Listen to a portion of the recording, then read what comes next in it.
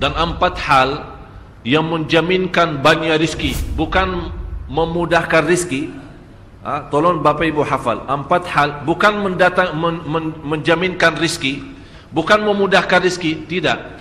4 hal mendatangkan rizki kemari. Dan 4 hal bukan Allah kasih kemudahan berarti kita berjalan mencari rizki Allah kasih, tidak. Bukan dikasih kemudahan. Tapi di mana saja kita ada, posisi kita di mana saja, Allah datangkan rizki kepada kita. Yang pertama, qiyamul lail, salat malam. Yang kedua, berbanyak istighfar waktu sahur. Kalau anda tidak salat malam, jangan tinggalkan istighfar waktu sahur. Waktu sahur kapan? Kira-kira 30 menit sebelum azan. Disitulah Allah sendiri memuji, Allah bangga dan senang terhadap orang yang sahur. Sampai ulama berkata, tidak ada ibadah yang terbaik di waktu sahur selain istighfar. Jadi boleh baca Quran, boleh salat malam, boleh zikir, boleh apapun, tapi yang terbaik istighfar. Fokus hanya istighfar. Astaghfirullah wa atubu ilaih, termasuk istighfar Allahumma anta rabbi la ilaha illa ant, yang Bapak Ibu tahu sayyidul istighfar, yang terutama, yang paling luar biasa. Allahumma anta rabbi la ilaha illa anta khalaqtani wa ana abduka wa ana ala ahdika wa wa'dika mastata'at a'udzu bika min syarri ma sana'at abu'u laka bi ni'matika alayya wa abu'u bi dhanbi faghfirli fa innahu la yaghfiru adh-dhunuba. Ya Allah, kalau kita fahami doa ini luar biasa. Oleh karena itu kata Rasulullah, barang siapa yang membaca sayyidul istighfar, kemudian di malam hari dengan keyakinan dia meninggal habis baca istighfar, masuk surga. Masuk surga. Berarti ini salah satu doa yang menjaminkan dengan mudah masuk surga. Jadi 4 hal yang mendatangkan rizki, bukan kita mencarinya, dia yang datang kemari. Apalagi saat mencari lebih mudah. Qiyamul lail, salat malam. Tapi dalam bahasa, mohon maaf Bapak Ibu, dalam bahasa Arab disebut qiyamul lail, bukan salat. Tapi kalau diterjemahkan dalam bahasa kita salat. Tapi kenapa di situ qiyamul lail? Diberikan qiyamul lail, qiyam artinya berdiri. Berarti lama. Saking lama berdiri dikaitkan jadi qiyamul lail. Qumil laila ya ayyuhal muzammil. Apa terus? Qumil lail, berdirilah saat malam. Berdirilah, bukan salatlah malam, tidak, berdirilah malam hari. Itu dahsyatnya di situ berdiri. Qiyamul lail. Yang kedua, berbanyak istighfar. Yang ketiga, berbanyak sedekah.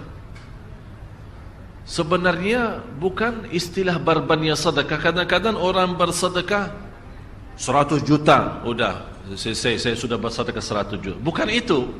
Bukan yang dimaksud berbanyak sedekah itu dari sisi uang itu banyak atau sedikit, bukan. Yang dimaksud rahasia sedekah, ta'ahudus sedekah, istiqamah bersedekah. Istiqamah. Itu tidak menjadi masalah besar maupun kecil. Itu tidak menjadi masalah. Karena bagi Allah tidak ada artinya besar maupun kecil. Kita tidak memberikan kepada Allah. Karena Allah Maha Kaya. Tapi rahasia sedekah itu kita terus menerus sedekah. Siang, pagi, malam, pagi, besok terus, minggu depan. Tidak pernah berhenti. Setiap ada kesempatan selalu kita membawa sedekah. Itu namanya ta'ahudus sedekah. Ta'ahud kalau dalam bahasa sebuah janjian. Seolah-olah kita ada kontrak kerjasama antara diri dengan apa? Dengan sedekah.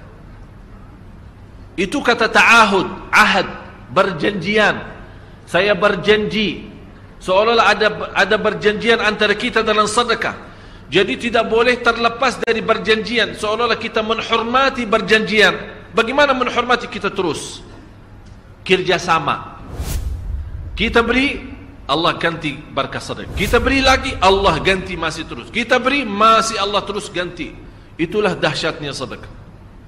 Jadi Bapak Ibu, jangan nunggu hari tertentu, bulan tertentu, malam tertentu kita bersedekah. Jangan. Setiap kita merasa ada berita baik, ada berita maupun ada berita buruk yang menyakiti perasaan kita, di rumah tangga kita, anak kita, suami kita, istri kita, apapun, langsung segera sedekah. Disitulah rahasianya. Ikatkan seolah-olah kita sudah membuat perjanjian antara diri dan sedekah. Dalam segala hal, hal senang maupun hal tidak, hal bahagia maupun hal sedih, hal bangga maupun hal lagi menghadapi kesusahan, kesulitan, selalu sehat dan sakit. Terus yang keempat, zikir, berzikir pagi hari dan sore hari. Berzikir pagi hari dan sore hari.